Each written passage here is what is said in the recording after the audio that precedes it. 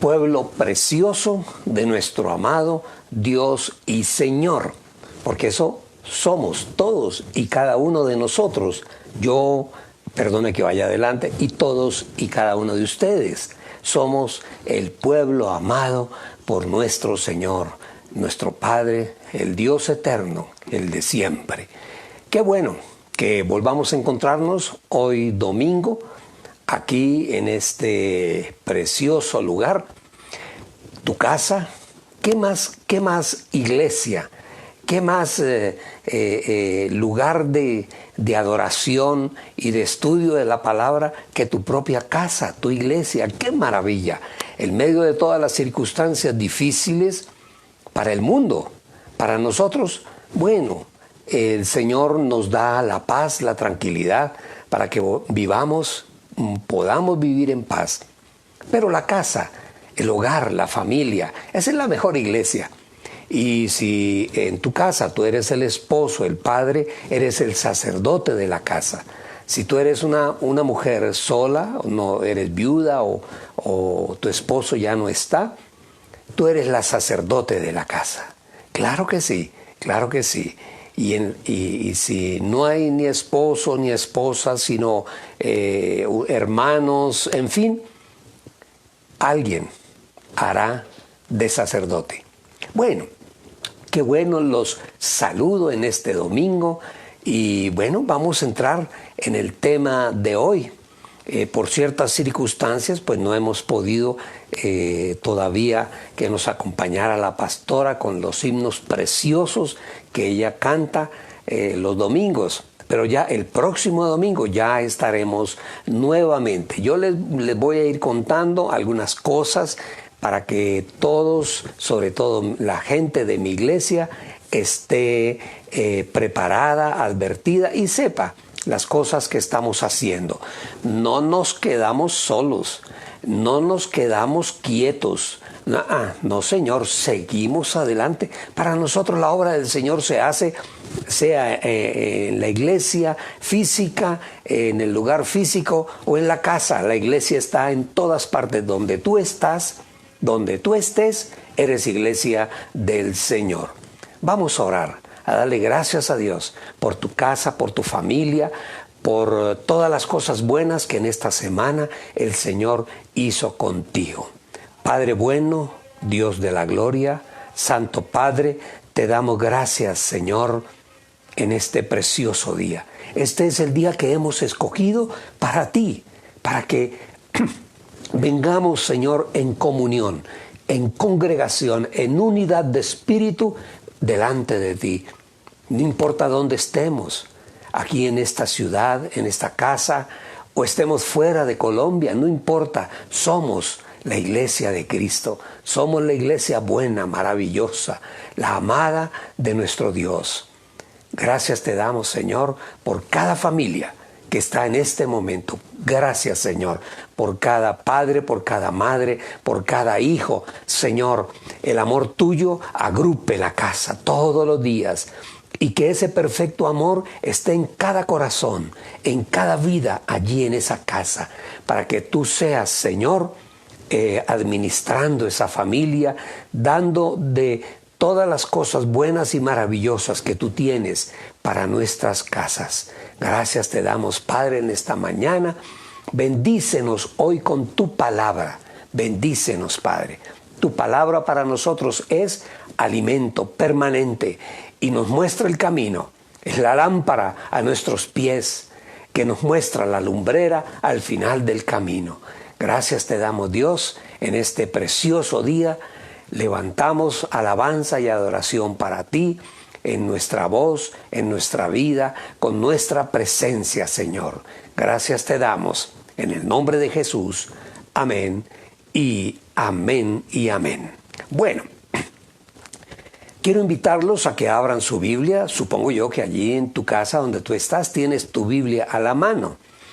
Esto es muy interesante porque yo tomo de varias Biblias, dependiendo más o menos el que más se ajuste la expresión al tema que vamos a tratar y sea un poco más entendible. Entonces, yo leo una versión de la Biblia, pero tú tienes en tu casa la tuya. Puede ser Reina Valera, puede ser Nueva Versión Internacional, puede ser Pechita, puede ser la Biblia, aún hasta una Biblia católica. No importa. Al final nos entendemos. Entonces, yo quiero invitarlos a que abras tu Biblia. Allí en el libro de Génesis, el primer libro de la Biblia. El Génesis, la creación, Dios dándose a conocer al ser humano. Génesis 15. Génesis 15. Y vamos a leer del versículo 2 en adelante. Y aquí vamos a encontrar cosas interesantes. Empieza diciendo esta porción de la palabra. Dice, y dijo Abram, no Abraham. Todavía no es Abraham, padre de naciones. Hasta ahorita es Abram. Es el nombre que tenía este personaje. Y dijo Abram, Señor mío, el Eterno, el Olam, el Dios de siempre, el Dios de toda gloria, ¿qué puedes darme? Porque el Señor le está prometiendo cosas interesantes. Y le está hablando que hará de él un hombre muy rico, un hombre que va a afectar a las naciones, en fin. Y él dice, pero Señor, ¿qué puedes darme si yo no tengo hijos? Tenía 70 y tantos años, 75 años, no recuerdo muy bien. Ustedes saben más que yo. Si yo no tengo hijos y el encargado de mi casa, Eleazar, el damasceno, o sea, el de Damasco, entonces te está diciendo, Señor, pero ¿tú qué me vas a dar si yo no tengo hijos? Y si yo no tengo hijos y tú me das riqueza, el que va a heredar es este sirviente que nació en Damasco, el damasceno. Entonces, Señor, sí, muy lindo todo lo que tú quieres hacer por mí, pero bueno. Entonces,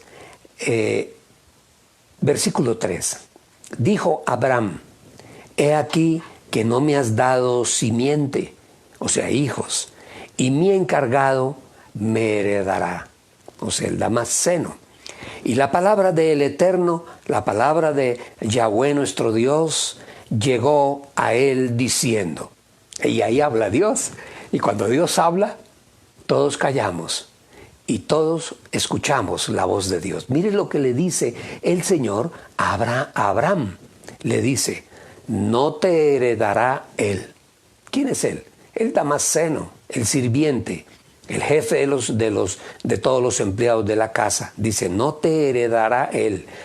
Únicamente aquel, o sea, aquel va a heredar, aquel que saldrá de tus entrañas, ese te heredará. El que saldrá de tus entrañas. Versículo 5. Y él lo llevó afuera diciendo, Dios le dice a Abraham, ven, sal de tu casa. Y le dice, ahora mira hacia el firmamento. Yo supongo que era de noche. Dice, contempla ahora en dirección al cielo y cuenta las estrellas, si es que puedes contarlas. Y el Señor le dijo, así será tu descendencia. ¡Wow! Es Dios hablando, y cuando Dios habla, Dios santo, el mundo se estremece. Imagínense ustedes la promesa que le está haciendo el Señor, la descendencia que tú vas a tener, Abraham, porque todavía no tienes hijo, ya eres un viejo. Bueno, será como las estrellas del cielo. ¿Y saben ustedes lo que es el pueblo de Israel hasta el día de hoy? Tan numeroso a través de la historia desde Abraham hasta nuestros días, numeroso como las estrellas del cielo.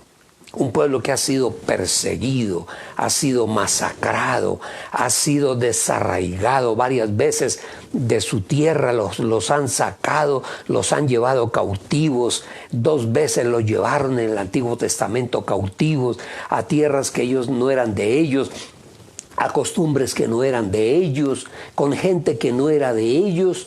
Y sin embargo, siempre volvían a la tierra, porque había una promesa de parte de Dios.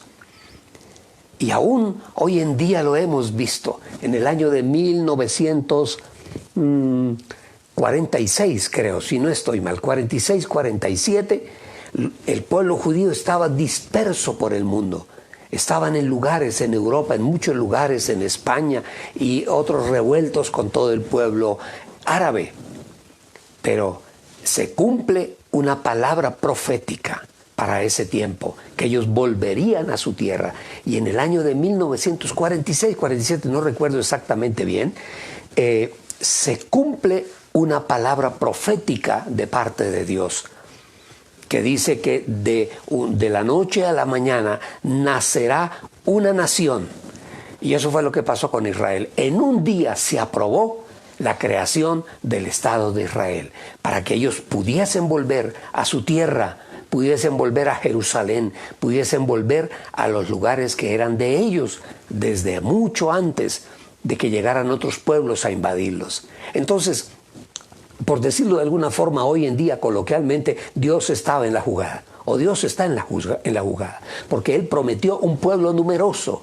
Y se cumplió esa profecía. En un día nacerá una nación, y nació la nación, el pueblo, la nación de Israel. Entonces, ¿de qué vamos a hablar hoy en día? Yo quiero hablar hoy a la familia. Y quiero hablarle tanto a los casados, como quiero hablarle también a los solteros. Porque tenemos la obligación. Nosotros los que ya hemos trasegado por un matrimonio, por una relación matrimonial, que en mi caso yo considero una relación bendecida por el Señor, en cierta manera, sin que en algún momento mi padre se haya tomado un tiempo para sentarse conmigo y explicarme: hijo, el matrimonio es esto, es aquello, el respeto, el pacto, la fidelidad, tantas cosas.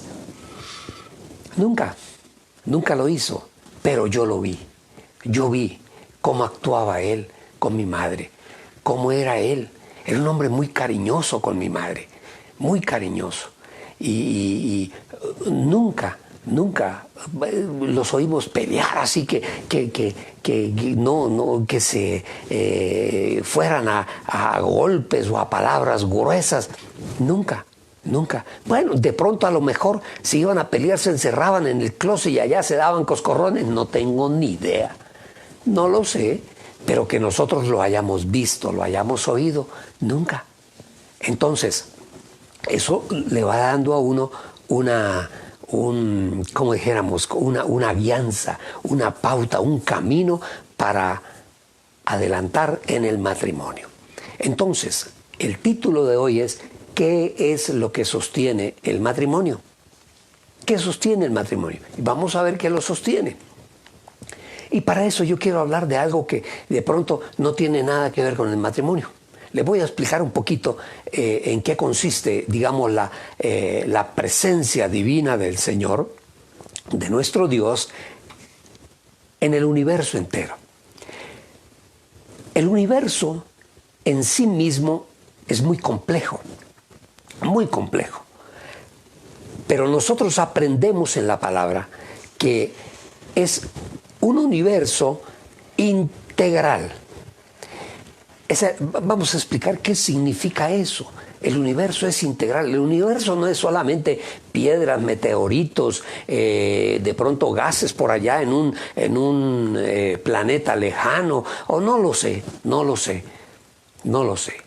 Pero vamos a ver que el universo sí es un ente, es algo integral, porque tiene una parte física y tiene una parte espiritual. El universo entero. Hay una parte espiritual y otra parte física, o una parte que podríamos llamar natural. Pero lo más interesante de todo esto, de lo que yo les estoy diciendo, mis amados, es que la parte espiritual controla la parte natural, la impacta y la maneja el mundo espiritual. Así muchos digan que no. Así muchos digan que esa parte espiritual no existe, que lo único que existe es el alma, que es un ente de nuestra mente, que a la hora de la verdad es la mente. No, nunca hablan de que hay una parte espiritual. Y esa parte espiritual nos afecta y nos impacta. Eso debemos tenerlo muy claro, mis amados. Sobre todo aquellos que en algún momento decidimos por el Señor. Hay una parte espiritual. Y esa parte espiritual es fuerte. Y esa parte espiritual impacta. Óiganme bien, impacta el mundo natural. O sea, el mundo natural está impactado por el mundo espiritual. Miren ustedes el caso, cuando leemos en la palabra el caso de Adán. Cuando Adán decide rebelarse contra el Señor, a partir de ese momento, acuérdense ustedes que la relación de Adán con Dios, ¿cómo era? ¿Cómo era la relación de Adán con Dios? Era una relación permanente, era una relación directa. Adán hablaba con Dios, así como dos seres humanos nosotros hablando, así hablaba Adán con Dios. Y Adán, digo yo, veía a Dios o escuchaba físicamente su voz. Adán tenía lo mismo que tenemos nosotros: ojos, oídos, olfato, cara, brazos, manos, dedos, todo, tal cual. Así era Adán. Y Adán interactuaba con Dios. Dice la palabra en algún momento, dice que Dios bajó al huerto. ¿Eso qué quiere decir? Que Dios vino a hablar con Adán. Y hablaban e interactuaban. Pero cuando Adán decide rebelarse, cae por el engaño de la serpiente, del mundo de las tinieblas, se deja arrastrar, sucede algo increíble, algo que hasta el día de hoy nos está causando problema. Se rompe, el hombre muere a esa naturaleza espiritual que le permitía a él hablar con Dios. Hay un rompimiento, el rompimiento fue espiritual. Entonces ya no puede el hombre estar cerca de Dios, porque su espíritu murió a Dios, porque aceptó el consejo del mundo de las tinieblas. Pero lo más interesante es que a partir de ese momento empieza a aumentar o a acrecentarse, de crecer el intelecto, y empieza a crecer también el mundo sensorial. Espero estarme haciendo explicar. O sea, el hombre pierde en su parte espiritual, porque nosotros somos espíritu, alma y cuerpo. El hombre pierde esa relación directa con Dios. Cuando nosotros recibimos al Señor en nuestro corazón, nos amistamos con Él, hablamos con Él, le expresamos lo nuestro, pero ya Dios físicamente no habla con nosotros. Bueno, de pronto habrá algunas personas que hayan escuchado la voz audible de Dios, no lo sé, seguramente sí, supongo yo. Pero Dios nos habla a través de su palabra. Esto no es a través del pastor, es a través de su palabra. Uno toma la enseñanza, escudriña la escritura, saca la enseñanza y la trae a todos ustedes.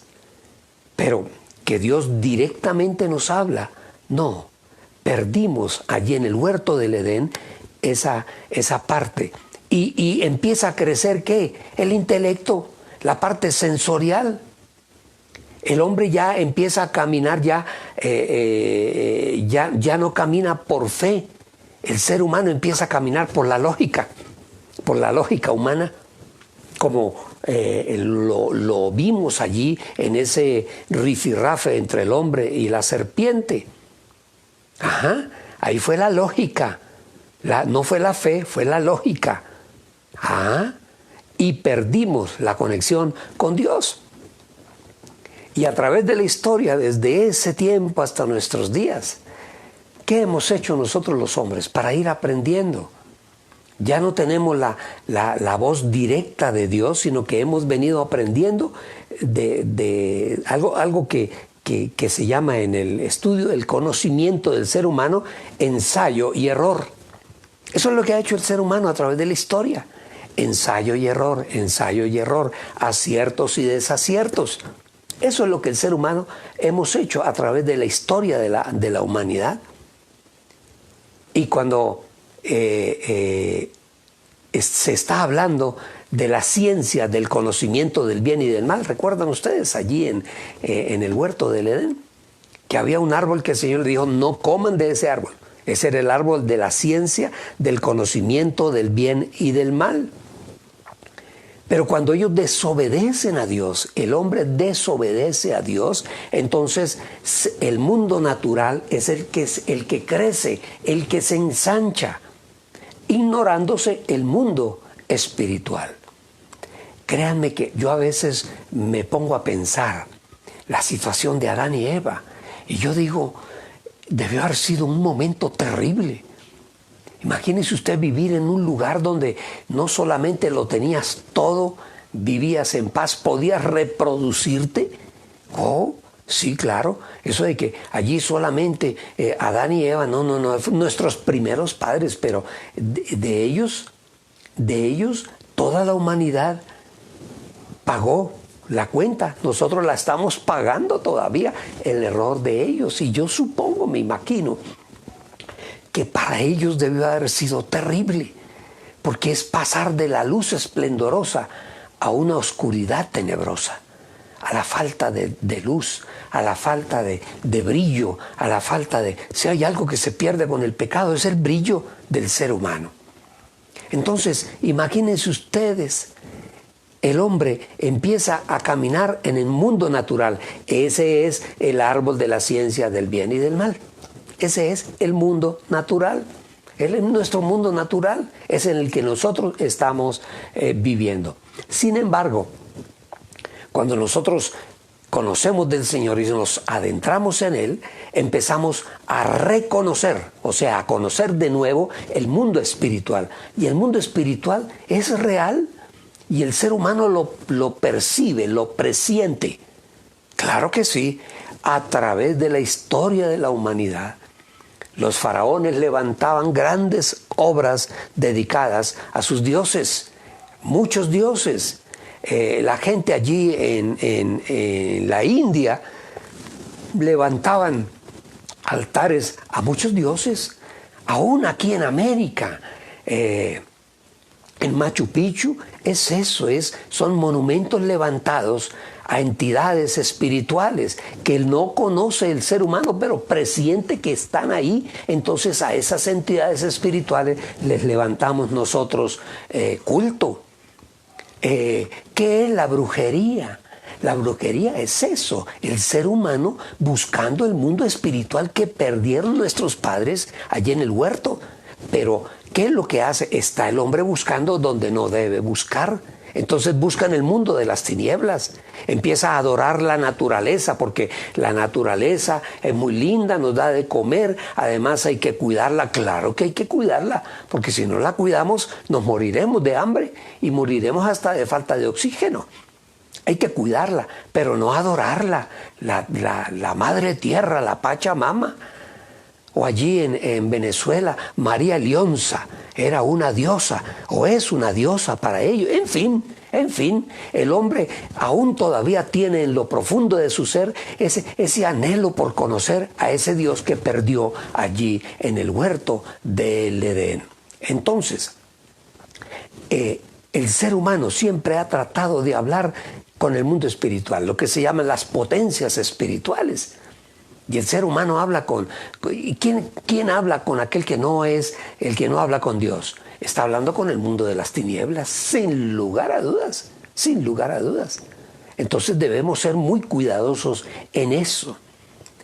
Debemos tener en cuenta que el universo espiritual no se da sin el mundo natural. Y en el caso contrario también, el universo natural no se da sin lo espiritual. Estamos entrelazados a lo espiritual, porque hay un espíritu en nosotros. A través de ese espíritu es que nosotros conocemos a Dios.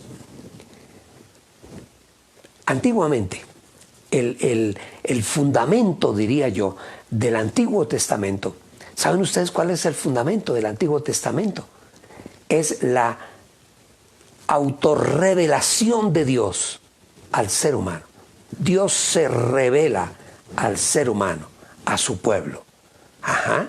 Pero Él mismo, Él no es que yo lo invoco y Él vino. No. Él se revela, se autorrevela a sí mismo a su pueblo. Y esa es la parte más interesante que nosotros hemos descubierto cuando entregamos nuestra vida al Señor y empezamos nuestra relación espiritual con Dios. Y ese mundo espiritual, esa revelación espiritual es la que nos lleva a nosotros siempre a tener esa relación personal con Dios. Y Dios se relaciona en nuestro pueblo, con nosotros. Eso es muy interesante. Pero lo más interesante, y aquí voy entrando en el tema, esto era solamente una abrebocas. Estamos hablando que el tema de hoy se llama ¿qué sostiene el matrimonio? Y vamos a ver que en esa relación que tenemos nosotros con Dios, esa relación es una relación de amor. Acuérdense ustedes que la misma palabra nos define a Dios. ¿Y cómo define la palabra a Dios? Dice, porque Dios es amor. Ese es ¿cómo podríamos decir? El fundamento, no, porque no es solamente fundamento, no sé cómo expresarme, el corazón del asunto en nuestra relación con Dios es el amor. Es el amor y es fundamental. Oseas 11:4. Miren lo que dice el Señor. El Señor se revela a Oseas y le dice, con cuerdas humanas los atraje. Hay mucha gente que de pronto va a la iglesia porque, oiga, ¿cómo cantan de bonito? ¿Cómo es esa? Y esas orquestas, ¿cómo suenan de bonito? Y el lugar es bonito. Uno entra a ese lugar y se siente la paz y uno se siente bien. Ajá, bueno, con cuerdas humanas, dice el Señor, los atraje. Pero también los atrajo con algo más. Dice, con cuerdas de amor. ¡Ja! Ese es el que, bueno, yo no sé a todos, cómo es la relación tuya con Dios. Pero la relación, en mi caso, yo he descubierto eso. Es una relación de amor. Con cuerdas de amor el Señor me atrajo a mí. Poco a poco me fue atrayendo y me fue envolviendo. Qué bonito.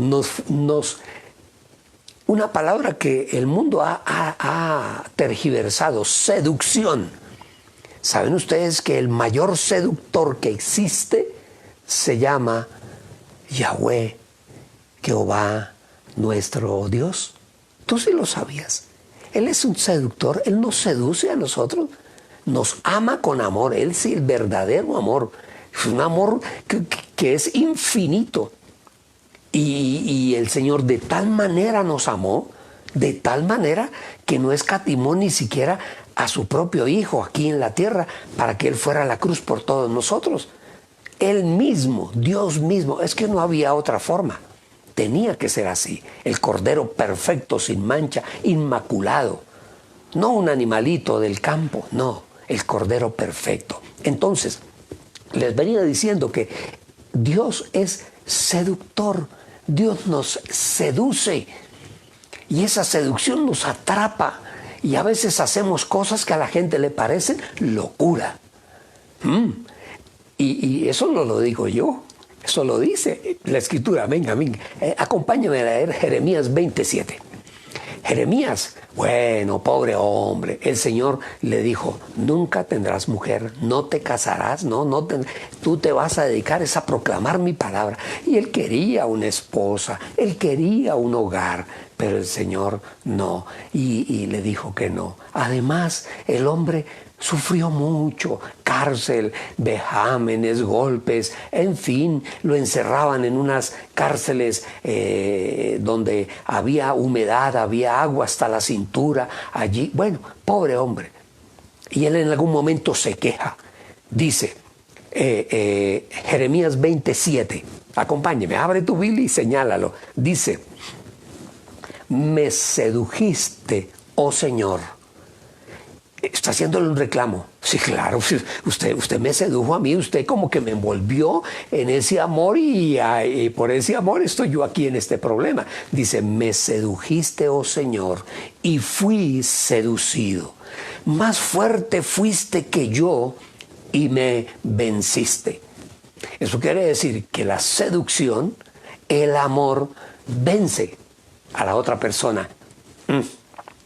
¿De qué estamos hablando nosotros hoy en día? Estamos hablando de qué es lo que realmente sostiene el matrimonio.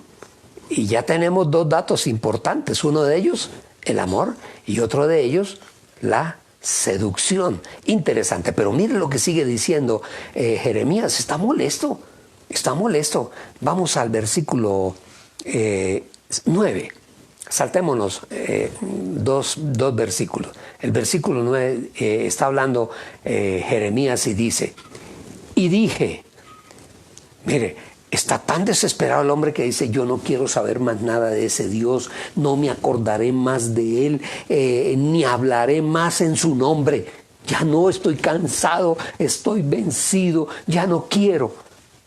Pero en un momento él recapacita y dice, wow, no obstante, había en mi corazón como un fuego ardiente metido en mis huesos. Traté de sufrirlo y no pude. El amor de Dios nos vence. Y el amor todo lo vence, todo lo puede, todo. Lo puedes leer en 1 Corintios 13. El amor todo lo espera, el amor todo lo cree, el amor todo lo sufre. Ese es Dios, Dios en nosotros. Y eso es lo que está diciendo aquí este pobre hombre, Jeremías. ¿Cuánta gente, cuántos misioneros han dado aún su propia vida por la fe, por ese amor tan grande? No solamente por lo que él cree, no, porque sienten el amor de Dios. Y por ese amor no me importa morir. Así como un padre de familia, óigame bien lo que voy a decir, un padre de familia muere a sí mismo por amor a su familia, por amor a su esposa, por amor a sus hijos. Muere, porque ya no se pertenece a él mismo, le pertenece a una familia. ¡Wow! Espero estarme haciendo entender. Igual como Jeremías, el amor nos vence. El amor nos vence. Y el amor viene de Dios. Ese es el verdadero amor, el que sufre, el amor que todo lo espera, el amor que todo lo cree. Ese es el verdadero amor. No es que yo me voy a casar. ¿Qué tal que uno le dice a los muchachos, ¿usted por qué se va a casar? Ay, no, porque yo amo a esta mujer y quiero ser feliz a su lado. Uf, ingenuo. Claro que sí, vas a ser feliz, pero primero tienes que aprender a sufrir dentro del matrimonio. Pero pastor, ¿usted qué está diciendo? ¿Usted qué está diciendo, pastor? Aprendemos a sufrir dentro del matrimonio. Pasamos a veces noches en vela, enteras, tanto la madre como el padre, porque hay un hijo enfermo. Eso es sufrimiento. Salimos a trabajar, trabajamos duro, muchas veces en nuestra vida hay jefes que nos maltratan, pero no importa, porque ese trabajo me permite a mí llevar el alimento a la casa. Ese sufrimiento no me importa, yo sufro por amor a mi familia. Espero estarme haciendo entender. Lo que yo estoy diciendo no es popular. Lo que yo estoy diciendo no es tan romántico, tan bonito como Romeo y Julieta. No. El amor es sufrido, el amor es sufrimiento. Y Dios nos ama. ¿Y ustedes no creen que Dios no sufre por nosotros? De ver de pronto a alguien que camina con Él y de pronto se aparta de la senda. Dios ama al pecador, dice la palabra. Dios el pecado no lo ama. Dios ama al pecador. ¿Y cuánto ama Dios al pecador? Tú lo sabes muy bien. Hasta la cruz. Porque no escatimó ni a su propio Hijo. ¿Por quién? ¿Por los buenos y los santos? No. Por los malos, los pecadores, los perversos, los violadores, los asesinos, los criminales, los adictos, los adúlteros, los pecadores. Por eso fue que fue el Señor a la cruz del Calvario. Por todos nosotros, porque éramos pecadores. ¿Cómo la ven? ¿Cómo la ven? Perdónenme que les hable así. Claro, como decimos aquí en nuestro país, claro y raspado. Claro y pelado. Porque esa es la realidad. ¿Saben ustedes que a Dios le interesa? ¿Tú le interesas? ¿A Dios le interesa tu matrimonio? ¿A Dios le interesa tu familia? Claro que sí, porque es ahí en la familia donde tú vas a formar hombres y mujeres para Dios. No es en el colegio ni en la universidad. Cuando llegan al colegio o a la universidad ya tienen que ir preparados. Si no van preparados, van a tener problemas estos niños. Van a tener problemas y conflictos. Y en el colegio van a aprender cosas que no deben aprender. Y en la universidad igual van a aprender cosas que no deben aprender. Si antes no fui o no fue formado el hijo en la casa, en la familia, con la palabra de Dios, con los buenos hábitos, las buenas costumbres, pensar siempre en lo bueno, como dice la palabra. En eso debemos pensar siempre, en lo bueno, en lo bueno. Enseñarle a nuestro hijo el amor a Dios, enseñarle a nuestro hijo el amor a la familia, enseñarle a nuestros hijos el amor a los seres humanos, a los demás, enseñarle a nuestros hijos el amor a sí mismos. Alguien dirá, uy, pastor, eso nos está sonando como a regaño. No lo sé, no lo sé. Pero a Dios le interesa tu familia. ¿Saben ustedes? Mire, volvamos a ese pasaje que leímos inicialmente. ¿Recuerda Génesis 15:2? Que Abraham le está diciendo, pero usted me va a dar a mi herencia, pero si yo no tengo a quién dejar, no tengo hijos. ¿Y qué le dijo el Señor? No se preocupe, que te voy a dar hijos, una descendencia como las estrellas del cielo. ¿Y qué hizo? Se la dio. Es el único pueblo, óiganme bien, el pueblo de Israel es el único pueblo que a través de la historia de los siglos de la humanidad existe todavía. No hay más pueblos, hay mezclas de pueblos, de unos, que los germanos, que los unos, que los otros, pero un pueblo que conserve sus tradiciones, que conserve su amor a un solo Dios, que conserven aún su idioma, no existe. El único pueblo que se ha mantenido a través de la historia es el pueblo de Israel. Ah, no, pero es que mírenos a nosotros, somos descendencia de los chipchas, mire la cara y verá que parecemos chipchombianos. Somos mezcla de mezclas. Pero como pueblo, con un solo idioma, con las mismas costumbres de hace miles de años, desde cuando Dios le enseña al pueblo cómo debe adorarlo a Él, cómo debe actuar. No existe otro pueblo como ese, no lo existe. Entonces, ahí se cumple la palabra del Señor. Allí, más adelante, Dios vuelve, Dios tiene muchos momentos en los cuales habla con el ser humano, se aparece al ser humano. Y más adelante, muchos años más adelante, cuando el pueblo de Israel es cautivo, no es llevado, es cautivo en Egipto, porque el pueblo de Israel fue a Egipto con José, con la familia de José, fueron por su propia voluntad, había hambre en la tierra, y allí llegaron y se estacionaron cerca de la capital. No recuerdo cómo se llamaba el pueblo, donde se estacionaron los egipcios, Gosén.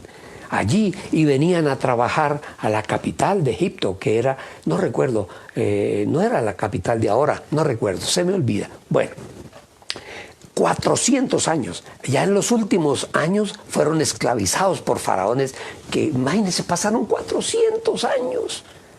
400 años. Pero ya eran esclavos allí en Egipto. Pero entonces, había un hombre que Dios ya había pensado y permite que ese hombre se instruya, que es Moisés. Dice que, acuérdense ustedes, que el faraón que existía da la orden de matar a todos los niños que hubiesen nacido de los israelitas porque se estaban multiplicando en exceso y en algún momento podían llegar a formar un ejército contra el imperio egipcio. Entonces, hay una persona que tiene un niño, le pone, no sé cuál sería el nombre, no recuerdo si era en egipcio, Safnat Panea creo que era, no recuerdo, la mente a veces me falla, pero después lo conocemos como Moisés, que quiere decir salvado de las aguas. Y ese hombre, hijo de israelitas, va a parar a la corte egipcia. Y allí en la corte egipcia, él se instruye en el arte de la guerra, en el arte de la administración, porque él era considerado hijo de la hija del faraón. O sea que él era como de la familia del faraón. Y debió haber sido muy importante, muy sobresaliente. Príncipe. Entonces aprendió allí el arte de la guerra, aprendió el arte de cómo administrar, el arte de la política, el arte de dirigir. Dios preparó, lo sacó del pueblo, porque si se hubiese quedado allá entre el pueblo, eran esclavos, hubiera seguido con mentalidad de esclavos. ¿Qué problema para sacarlos de Egipto? Pero él tenía liderazgo, porque Dios permitió que él fuera a la corte del faraón para prepararlo como un dirigente. Y eso fue Moisés, un dirigente que arrastró a su pueblo a la tierra prometida. Entonces, acuérdense ustedes que en algún momento Moisés renuncia a todo eso. Y renunció porque hay un suceso, ustedes lo saben, en algún momento vio a un egipcio golpeando a un israelita y él se molestó y fue a defenderlo, y en ese rifirrafe, en esa pelea, mató al egipcio. ¿Y qué le tocó hacer? Salir huyendo. Y se va para el desierto, por allá, cuidar ovejas del papá de quien fue su esposa después, las ovejas y las cabras de Jetro, o de Yetro. Y ahí en el desierto se le aparece Dios. Igual que a Abraham, se le aparece Dios. Y le pone un plan. Él le pregunta, ¿yo con quién hablo? Dígame usted con quién hablo. Y Dios se revela. Dios no tiene nombre. Dios se revela y dice, yo soy el que soy. Ese es Yahweh. Yahweh. ¿Saben ustedes que al respirar pronunciamos el nombre del Señor? Esa es las dos letras, las dos sílabas. Ya y Hue. Ya es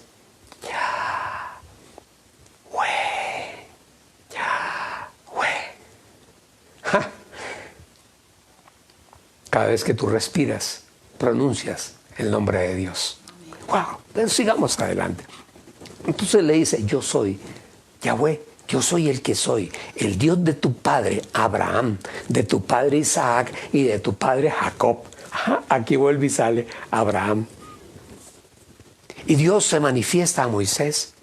¿Y qué hace Dios con Moisés? Un pacto.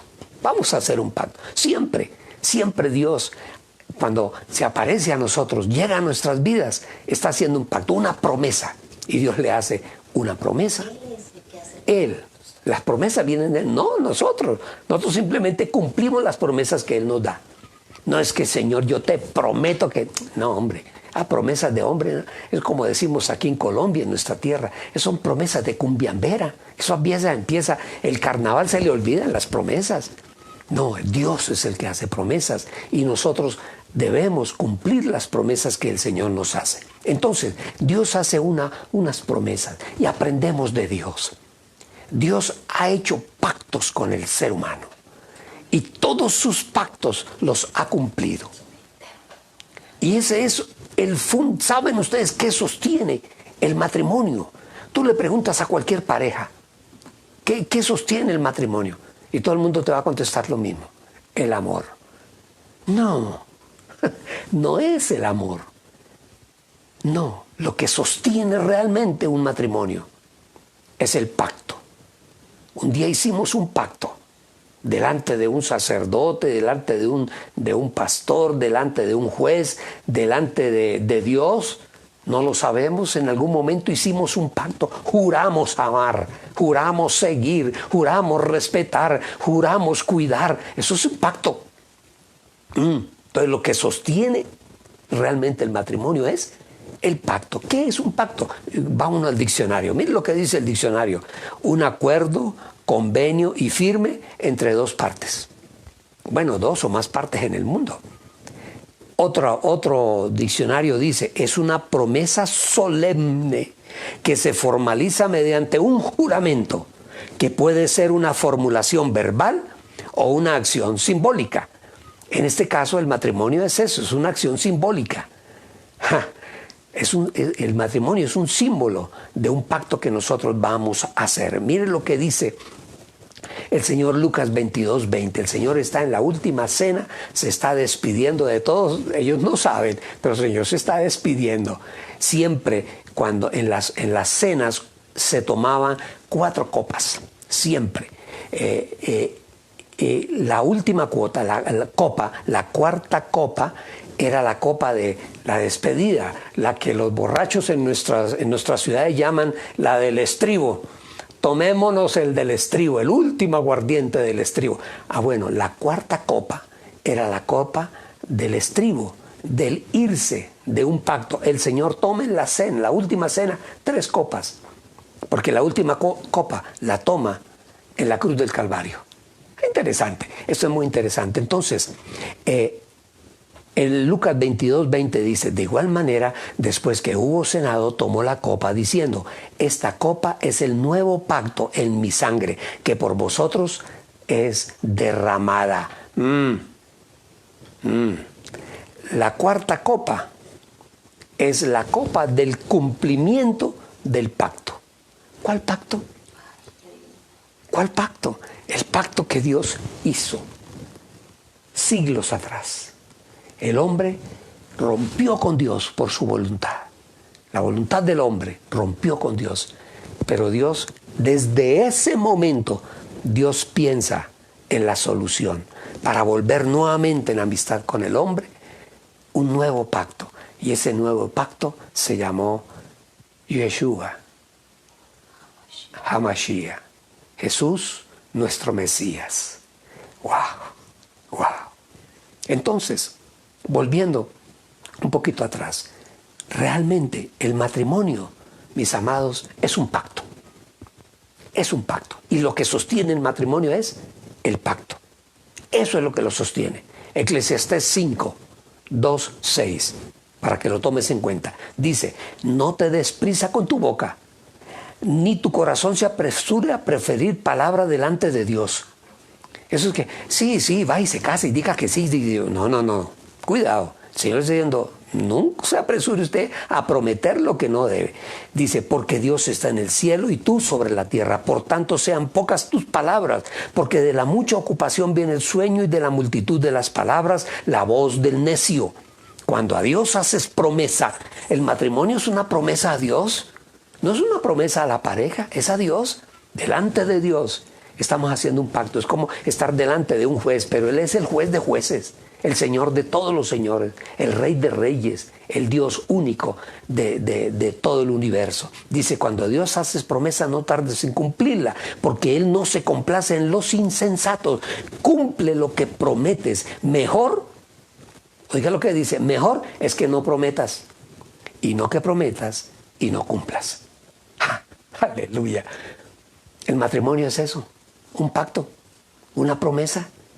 Una promesa. Yo diría, el amor juega muy poquito porque en esos primeros momentos o días o años de noviazgo está más por encima la atracción, la parte natural, que creemos que es amor, porque es que yo la veo a ella y yo tiemblo y no sé qué hacer, se me enredan las palabras, no sé qué decir. Eso es natural, pero el verdadero amor va surgiendo dentro del matrimonio, en el cumplimiento del pacto. Y una de las cosas que nosotros juramos, ¿cuál es? ¿Qué es lo que más juramos? Prometemos amar, ¿sí o no? Seguir, cuidar, respetar. Esa es la promesa, ese es el pacto. Todo eso lo prometimos nosotros allí frente a un juez. Y cuando se rompe el pacto, es como cuando se han roto los pactos entre el hombre y Dios, se rompen los pactos, vienen las consecuencias. Isaías 24, 5, 8, y dice: y la tierra se contaminó bajo sus moradores, porque traspasaron las leyes, falsearon el derecho, quebrantaron el pacto sempiterno. Quebraron el pacto del pueblo de Israel. Por esta causa la maldición consumió la tierra y sus moradores fueron asolados. Por esta causa fueron consumidos los habitantes de la tierra y disminuyeron los hombres. Violaron el pacto con Dios. ¿Y saben ustedes que Dios aborrece el repudio? Dios aborrece el rompimiento del pacto. Dios lo aborrece. Malaquías 2:14 dice: mas diréis, ¿por qué? Porque el Dios de los cielos ha atestiguado entre ti y la mujer de tu juventud, contra la cual has sido desleal, siendo ella la compañera y la mujer de tu pacto. ¿No hizo él uno, habiendo en él abundancia de espíritu? ¿Y por qué uno? Porque buscaba una descendencia para Dios. Guardaos pues en vuestro espíritu y no seáis desleales con la mujer de tu juventud. ¿Más claro? ¿Cómo quieren que lo digamos? Más claro. Desleales con la mujer de tu juventud. Y sigue diciendo: porque Jehová Dios de Israel ha dicho que él aborrece el repudio y al que cubre de iniquidad su vestido, dijo Jehová de los ejércitos. Guardaos pues en vuestro espíritu y no seáis desleales. Y eso, cuando rompemos el pacto, hay un resultado. Eso no es de que, no, eso nos vamos, ya se separa y búsquese otra o búsquese otro y aquí no ha pasado nada. No, señor. Cuando rompemos el pacto, no es que yo descubrí a los 5 años que no amaba a esta mujer. Eso no es lógico. El amor no es así. El amor es eterno. El amor no es de un día o de otro día, no, es de toda la vida. No es que ya se acabó el amor de tanto usarlo, decía una cantante. ¿Quién dijo que el amor se acaba de usarlo? Todo lo contrario. Todo lo contrario. Entonces, cuando se rompe el pacto, que es lo que sostiene el matrimonio, y yo le diría tanto al uno como al otro, a la mujer y al varón, acuérdense del pacto. Por eso es bueno de vez en cuando renovar ese pacto, recordarlo, ir delante de un pastor: pastor, yo quiero que usted ore por nosotros, queremos renovar el pacto matrimonial. Qué bonito. El día que celebramos el matrimonio, ¿cómo se llama ese día? Bueno, las bodas que le ponen nombres, que las bodas de papel, que las bodas de algodón, que las bodas de madera, de plata, las bodas de oro, todo de diamante. Nosotros vamos para la de diamante. Entonces hay que renovar ese pacto. Y cuando se rompe el pacto, mire lo que pasa. Mire, Eclesiastés 5:6. No lo digo yo, lo dice la palabra. Dice: no dejes que tu boca te haga pecar, ni digas delante del ángel que fue por ignorancia. Es que yo no sabía. Es que a vos te llevaron dormido al matrimonio. Te llevaron drogado. Bueno, algunos van borrachos. ¿Qué matrimonio puede ser ese? Dice: que fue por ignorancia. ¿Por qué harás que Dios se enoje a causa de tu voz y destruya la obra de tus manos? ¿Qué es la obra de tus manos?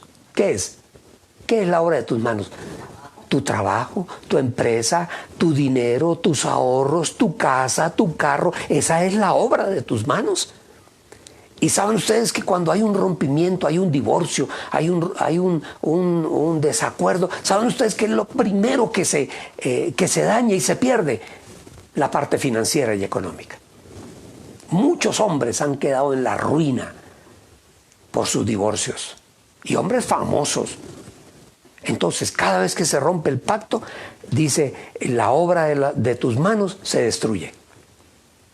Malaquías 2:13, y con esto vamos terminando. Dice, esto otra vez haréis cubrir el altar de Jehová tu Dios de lágrimas, de llanto y de clamor. Y dice el Señor, mire lo que dice el Señor, así que no miraré más a la ofrenda para aceptarla con gusto de vuestra mano.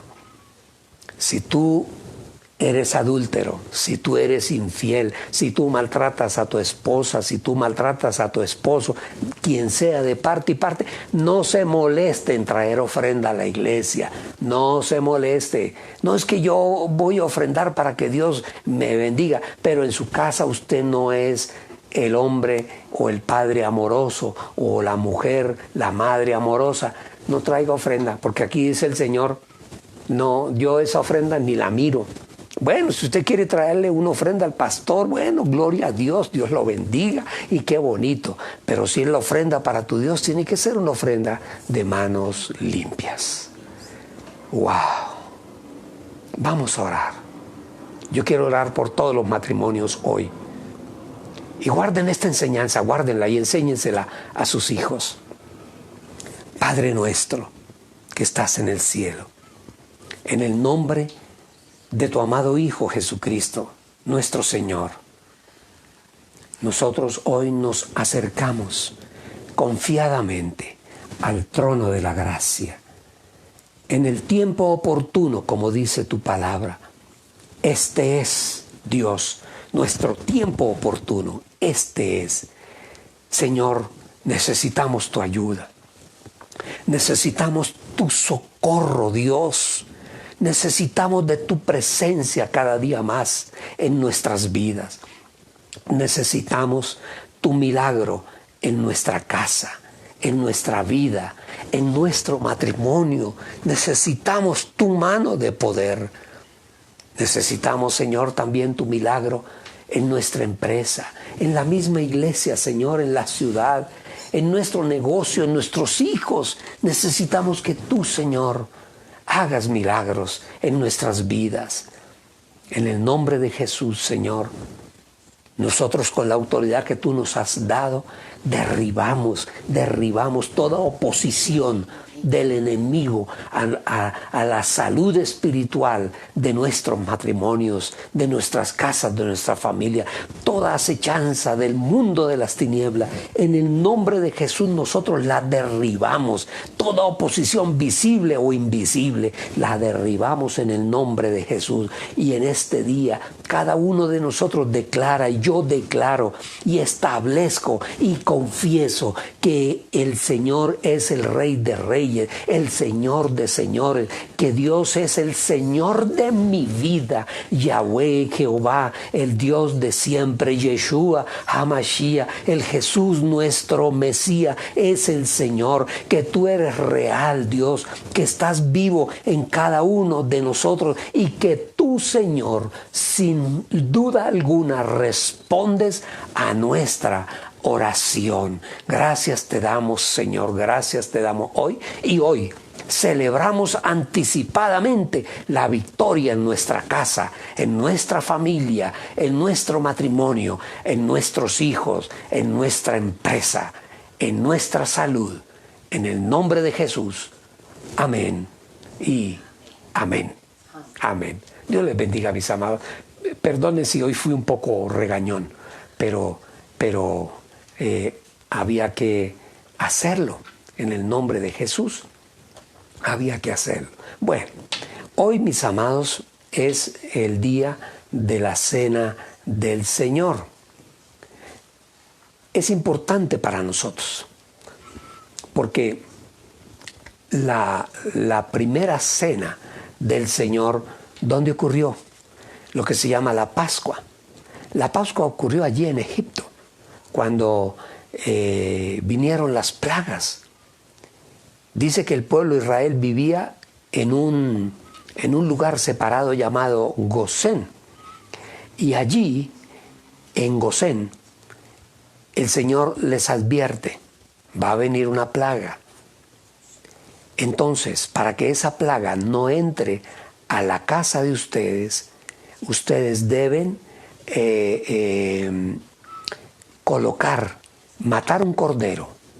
Y les explica el Señor cómo hacerlo. Y la sangre del cordero, con esa sangre ustedes van a pintar el dintel de la puerta de entrada a la casa de todos y cada uno de ustedes.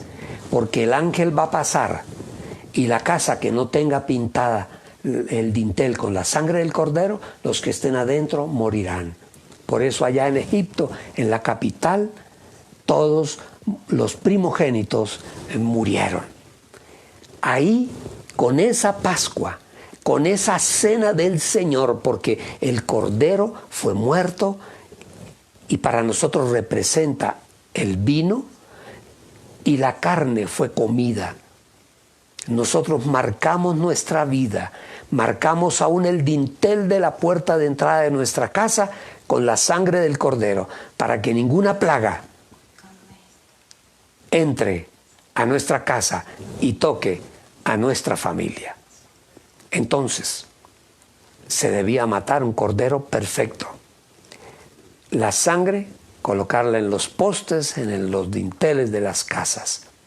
Además, debían comer pan sin levadura. Para nosotros, la cena del Señor es ese recordatorio, porque esa cena fue el inicio de la liberación del pueblo de Israel. Porque el pueblo ya empezaba a ser esclavo. Ya se había convertido en un pueblo esclavo cuando llegaron allá como un pueblo liberador de riqueza para Egipto. Con José a la cabeza, recuérdense ustedes, con toda su casa y su familia. Les imponían trabajos duros, pesados a todos los israelitas. Los esclavizaron. Entonces, la simbología es la cena para nosotros. El Señor Jesús, en su vida, bíblicamente, estuvo en muchas Pascuas, celebró muchas Pascuas, muchos recordatorios de esa liberación. Entonces, nosotros debemos hacer lo mismo, y el Señor nos da una orden. Es un mandato del Señor. En 1 Corintios 11:24 dice que el Señor nos enseñó: tomad y comed, hagan esto, coman así del pan y beban de la copa. Además, con la cena del Señor nosotros recordamos y anunciamos la muerte del Señor Jesús y su resurrección. El Señor dijo: esto que van a hacer ustedes, háganlo en memoria de mí. Más claro, por eso hacemos este evento en este momento. En tercer lugar, nosotros con la cena, ¿saben ustedes qué hacemos? Estamos anunciando el regreso del Señor Jesús, la segunda venida del Señor Jesús en la humanidad. ¡Wow! Eso va a ser impresionante. Dice, anunciamos su venida hasta cuando Él venga. Y en cuarto lugar, la cena del Señor nos permite a nosotros compartir. Todos los hermanos, no estamos presentes físicamente, pero allí en tu casa yo sé que tú vas a compartir el pan y el vino con tu familia. Tú eres el sacerdote de la casa y lo vas a hacer. Entonces participamos de una comunión entre todos nosotros. Oramos y bendecimos los elementos. Dios bueno, Dios grande y poderoso. Tú eres el Dios de pactos. Tú has cumplido, Señor, cada pacto, cada promesa que tú has dado la has cumplido. Tu fidelidad, tu amor por tu pueblo, tu amor por cada uno de nosotros es inmenso, Señor, es incomparable. Hoy, Señor, estamos consagrando este pan como tu cuerpo, Señor, como si fuera tu cuerpo. Y vamos a comer de él, Señor, y hacer recordación de esos momentos tan difíciles, Señor, que tú pasaste por toda la humanidad, por amor a nosotros, por amor a ti, gracias, por amor a mí, por amor a nuestras familias, a nuestros hijos. Gracias, Señor. Gracias, Señor, por ese sacrificio maravilloso que tú hiciste en la cruz del Calvario. Hoy te damos gracias, Señor, y te decimos, tú eres Dios bueno, Dios de misericordia, Dios de paz y Dios de pactos. Gracias, Señor. Amén y amén. Tomamos este pan, símbolo del cuerpo de nuestro Señor Jesucristo. Puedes compartir ahí en tu casa el pan con los tuyos.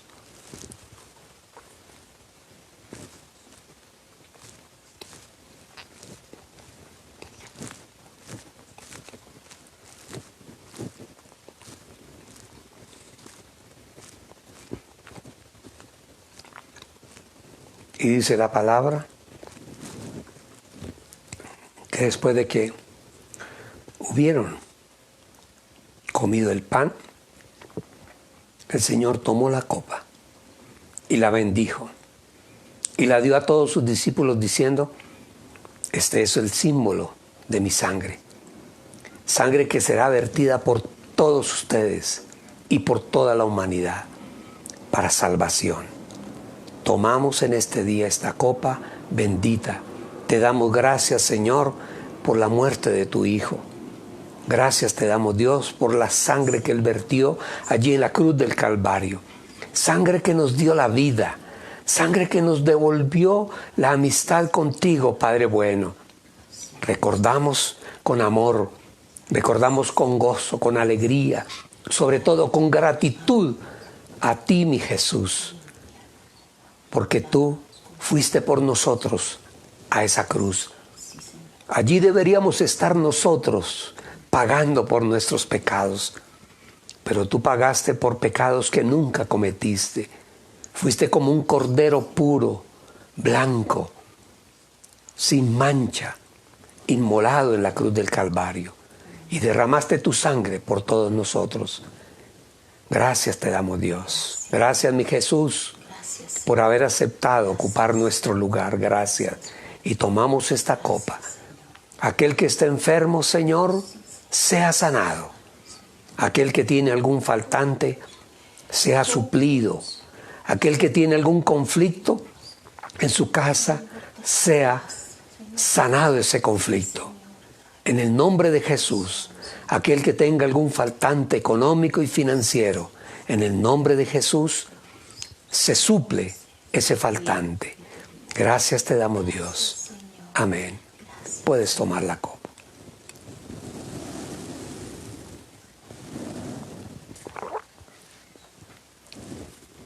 Gracias te damos, Señor, por este tiempo, por este momento.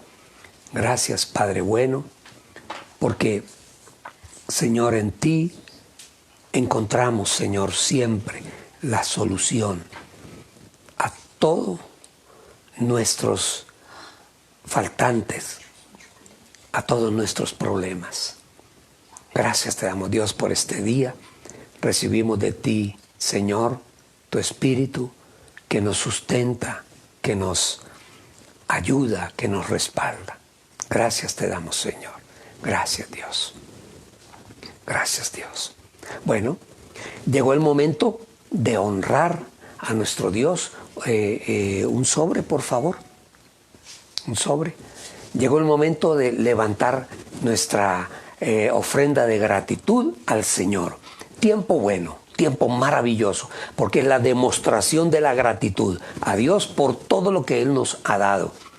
Y dice la palabra que tomamos una parte de lo que Él ya nos dio y lo colocamos en el altar como una ofrenda para Él.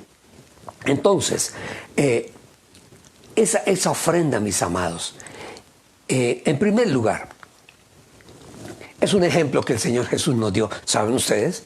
El Señor Jesús habló en varias oportunidades del dar, del diezmo. Y mire, algo muy importante. Los fariseos, ellos nunca se sentaban a la mesa ni compartían así amigablemente, familiarmente, con personas que ellos supieran que no diezmaban. Y con el Señor compartían. Eso quiere decir que el Señor no violaba la ley, que el Señor cumplía con el mandato de la ofrenda, de dar el ofrenda. Y la ofrenda para el pueblo de Israel era, o es aún todavía, no es lo que nosotros damos. No es solamente el diezmo es una parte de la ofrenda del pueblo. Para nosotros es más algo que nace y que surge del corazón, que no tiene tamaño, que le hemos puesto tamaño. Sí, le hemos puesto el tamaño del 10%, pero bueno, no hay problema. El Nuevo Testamento lo llama el 10%. Entonces, mis amados, tomamos de lo que Dios ya nos dio y presentamos en su altar. Entonces, ¿qué otro detalle puede surgir para entenderlo? Ustedes se acuerdan cuando vienen a tentarlo con la moneda romana. ¿Recuerdan ustedes?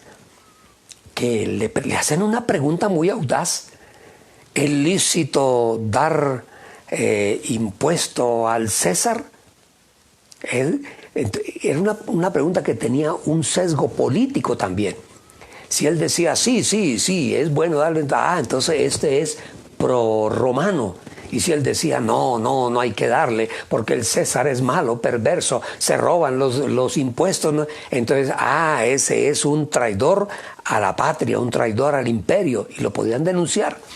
Pues se llevaron una sorpresa cuando les dijo, denle al César lo que es del César, pero a Dios lo que es de Dios. ¿Y qué es lo que es de Dios? La ofrenda y el diezmo. Además, en el libro de Hebreos hay argumentos extraordinarios para poder entender que para nosotros también es un deber. Es un deber, no lo pongamos a nivel de obligación, es un deber. Mientras haya un sacerdote, ¿cuál fue el primer sacerdote sin haber sido nombrado? Melquisedec. Él fue el primer sacerdote. Después ya vino el levirato en el libro de Levíticos, que se institucionaliza el levirato o el sacerdocio. Eso ya es otra cosa. Pero el argumento de Hebreos es que mientras haya un sacerdote, y aún todavía los sacerdotes del pueblo de Israel nacen y mueren, como todo ser humano. El sacerdote que nosotros tenemos se llama Jesús de Nazaret, nuestro Yeshua, nuestro Hamashiach, Jesús nuestro Mesías, Dios hecho carne.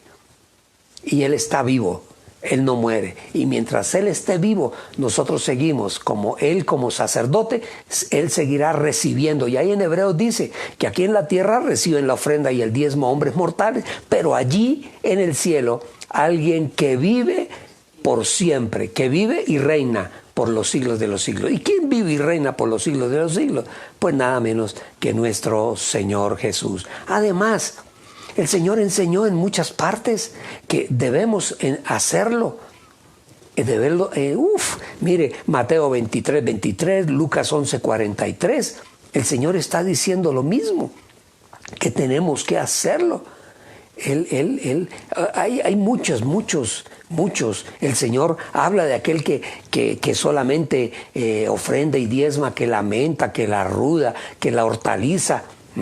Aquellos que quieren sacarle, como decimos nosotros coloquialmente, meterle un gol a Dios, se engañan a sí mismos. No. Esto es algo que nace de adentro, del corazón de todos nosotros. Y esa ofrenda, ese diezmo, es de todo lo que tú recibes. Si tú eres hijo de Dios, supongamos, tú le dices a tu hijo, yo te voy a dar semanalmente, te voy a dar lo que se llama una mesada. Te voy a dar 10,000 pesitos, o 5,000, o 20,000, lo que tú quieras y puedas. Y tú vienes y le das 10,000 pesitos a tu hijo. Y le dices, yo te los doy con una condición, de que esos 10,000 que yo te doy, tú sacas el diezmo para la iglesia. O sea, sacarás 1,000 pesos. Y el hijo, ay, no, pero papá, es que son 1,000 pesos. Entonces no te doy nada. Así es Dios con nosotros. Porque para nosotros el diezmo y la ofrenda es bendición y prosperidad. Y si tú le enseñas a tu hijo desde pequeño, tú le das 10 y él viene, hace un sobrecito, coloca su nombre y lo guarda para el domingo, cuando va a la iglesia, ese niño lleva su ofrenda. Esa ofrenda es sagrada y el Señor la ve y el Señor la tiene en cuenta. Y podemos levantar nuestra voz al cielo. Padre, yo reclamo la fidelidad. ¿Ah? Y podemos con autoridad hablarle al cielo. Claro que sí. Entonces esto es importante. Esto no es, no tiene ningún otro objetivo, sino aprender. No poner el corazón en el dinero. Que el dinero no sea lo más fundamental en nuestra vida.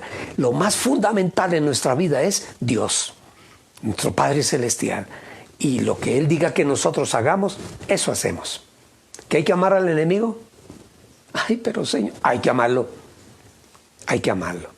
Entonces, bueno, Pablo también recomendó el diezmo. Todos lo recomendaron. En el Nuevo Testamento hay, así muchos digan que no, que el diezmo era para el Antiguo Testamento. Entonces, ¿por qué hubo diezmo de Abraham a un sacerdote llamado Melquisedec? Y todavía Leví ni había nacido. Dice la palabra que estaba en los lomos de Abraham. Leví nació muchos años después. Entonces, vamos a orar, a presentar nuestra ofrenda delante del Señor. Padre bueno, Señor amado, hoy te damos gracias porque eres bueno, definitivamente. Señor, muchas veces creemos que el alimento que está puesto allí en la mesa, la ropa que nos colocamos, los servicios que utilizamos, el agua, la luz, todo, Señor, todo, es que es producto de nuestro trabajo. Claro que sí, trabajamos, pero el trabajo nuestro es productivo, es altamente productivo, porque viene de ti. Y la recompensa la recibimos es de ti. No la recibimos de un jefe que paga un salario o de una persona que paga honorarios o de un negocio que yo hice. No, porque a ti te place, porque somos tus hijos. A ti te place que nosotros seamos bendecidos. Tomamos una pequeña parte, Señor, y la colocamos en el altar para el sostenimiento de la obra, para que aquí en la tierra, Dios, tu obra se esparza y muchos conozcan de ti. Gracias te damos, Señor, y colocamos nuestra ofrenda en tu altar y a partir de ese momento tenemos derechos a reclamar al cielo la bendición para nosotros. Gracias te damos, Dios, en el nombre de Jesús.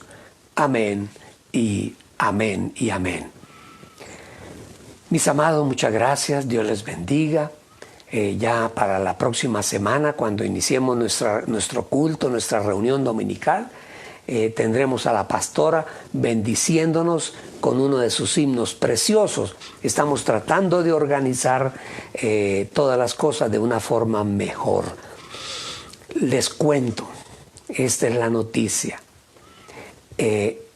Nos mudamos de lugar, porque allí donde estábamos, por varias circunstancias, tuvimos que entregar esa preciosa casa. Allí el Señor nos bendijo, allí pasamos momentos agradables, tenemos un precioso recuerdo de esa casa.